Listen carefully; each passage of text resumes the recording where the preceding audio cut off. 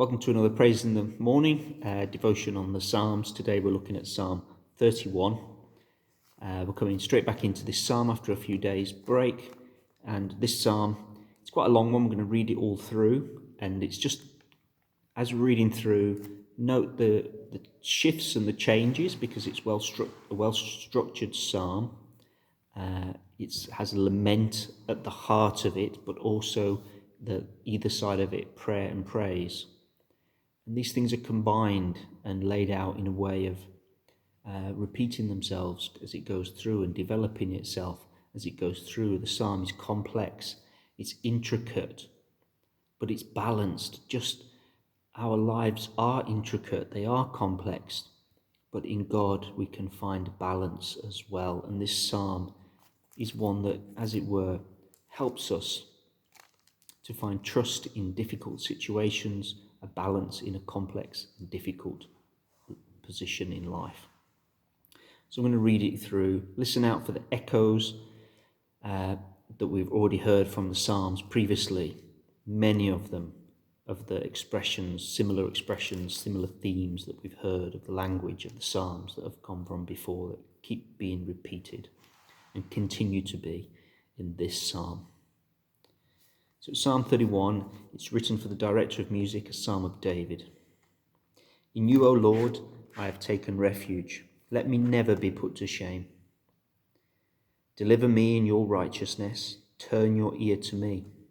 Come quickly to my rescue. Be my rock of refuge, a strong fortress to save me. Since you are my rock and my fortress, for the sake of your name, lead and guide me. Free me from the trap that is set for me, for you are my refuge. Into your hands I commit my spirit. Redeem me, O Lord, the God of truth. I hate those who cling to worthless idols. I trust in the Lord. I will be glad and rejoice in your love, for you saw my affliction and knew the anguish of my soul. You have not handed me over to the enemy, but have set my feet in a spacious place. Be merciful to me, O Lord, for I am in distress. My eyes grow weak with sorrow, my soul and my body with grief. My life is consumed by anguish, and my years by groaning. My strength fails because of my affliction, and my bones grow weak. Because of all my enemies, I am the utter contempt of my neighbours. I am the dread to my friends. Those who see me on the streets flee from me. I am forgotten by them as though I were dead. I have become like broken pottery, for I hear the slander of many. There is terror on every side. They conspire against me and plot to take my life. But I trust in you, O Lord. I say you are my God. My times are in your hands. Deliver me from my enemies and from those who pursue me. Let your face shine on your servant. Save me in your unfailing love. Let me not be put to shame, O Lord, for I have cried out to you. But let the wicked be put to shame and lie silent in the grave. Let their lying lips be silenced, for with pride and contempt they speak arrogantly against the righteous. How great is your goodness, which you have stored up for those who fear you, which you bestow in the sight of men for those who take refuge in you. In the shelter of your presence you hide them from the intrigues of men. In your dwelling you keep them safe from accusing tongues. Praise be to the Lord, for he showed his wonderful love to me when I was in a besieged city. In my alarm I said, I am cut off from your sight. Yet you heard my cry for mercy when I called to you for help. Love the Lord, all his saints. The Lord preserves the faithful, but the proud he pays back in full. Be strong and take heart, all you who hope in the Lord. Amen. It's a longer psalm, and I hope you've heard the repeating themes that we find in this psalm. Refuge, God protecting from the enemies, repaying the enemies what's their due. The focus on the dwelling place, crying out to the Lord and putting trust in the call for mercy that is there. There's too much in this psalm to really go into in these short videos, but I hope you've heard some of the words in this that resonate into the situation today. We hear, as it were, even a pre-echo of the words of Jesus upon the cross. Into your hands I commit my spirit. The way of Jesus upon the cross, unto his Father, committing his life, his soul, his, as it were, his own death into the hands of his Father. What redemptive act. That very line, verse 5, into your hands I commit my spirit, redeem me, O Lord, the God of truth. Even those words of Jesus upon the cross are linked in the psalm to the act of personal redemption and the God of truth working it out. But just to point out some of these, a few other things here, there's much here in this psalm. It pivots in the lament of verses 9 to 13 and how the person is feeling trapped maybe by the situation that they're in. Talks about being besieged in a city, doesn't it?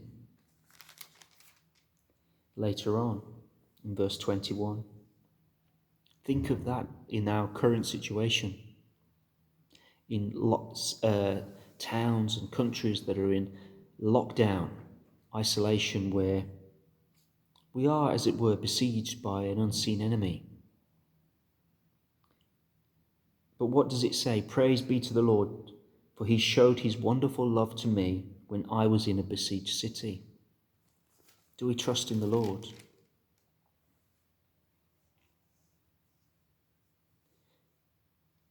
Do we trust in the Lord that he, to the psalmist, that will not hand us over, not to a virus, but to the enemy of our soul?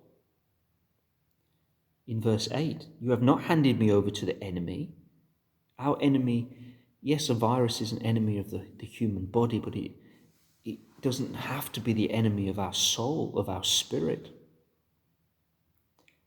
And verse 8 says, you have not handed me over to the enemy, but have set my feet in a spacious place. How spacious is a besieged city?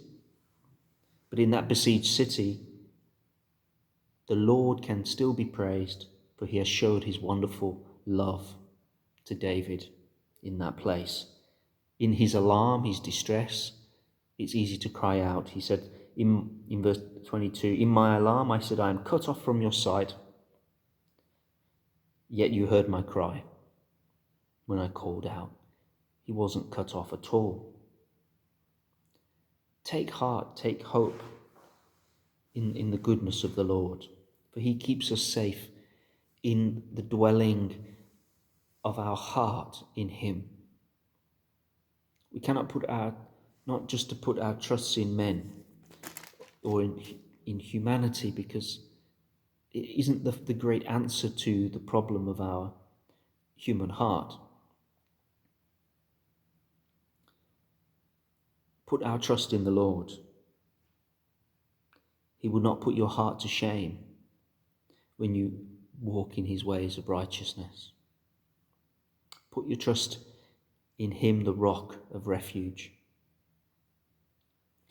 You might feel trapped like the psalmist here. David talks about this. You can look at Psalm 71. You could look at the as it were, the Psalms of Jonah. You can look at the story of Jeremiah. You can look at Jesus, trapped in, bound, isolated, but still committing heart to God, either through cry for mercy or through complete, utter abandonment of their whole being to the Father. What great examples we have here. Can you pray with Jesus? Into your hands I commit my spirit. Putting your trust in Jesus, putting your trust in God, and being able to say with the psalmist, praise be to the Lord, for he showed his wonderful love to me when I was in a besieged city. What a testimony.